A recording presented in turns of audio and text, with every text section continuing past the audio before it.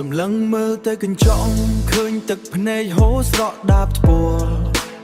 ចិត្តបងវឹកកង្វល់វិលព្រោះតែមិនចង់ទទួលស្គាល់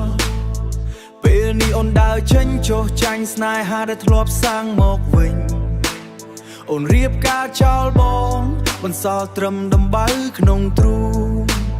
ឃើញអូនញញឹមមកក្បែរគេចិត្តបងហាក់ដូចជាត្រូវភ្លើងបូជាសពររីរូ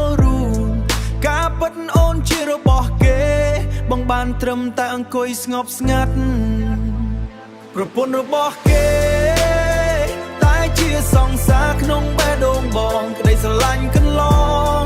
បងសុំចាទុំក្នុងភ្នោទឹកភ្នែកបងហូរស្រែកហៅឈ្មោះអូនទាំងឈឺចាប់ស្នេហាយើងវាស្លាប់នៅថ្ងៃដែលអូនមានម្ចាស់បេនតូនគេពាក់ចិញ្ចៀនឲ្យអូនសន្យាថានឹងស្មោះត្រង់ចុះពាក្យសន្យាជាមួយបងអូនបោះវាចោលក្នុងធុងសម្រាប់មែនទេមាសបងខំសន្សំលុយកាំងចង់សង់ផ្ទះទួយមួយក្បែរមាត់ស្ទឹងតែពេលនេះក្តីស្រមៃរលាយបាត់សល់ត្រឹមតែភាពសូន្យឈឹងរស់ក្នុងឋានៈជាសង្ឃសលាក់មុខ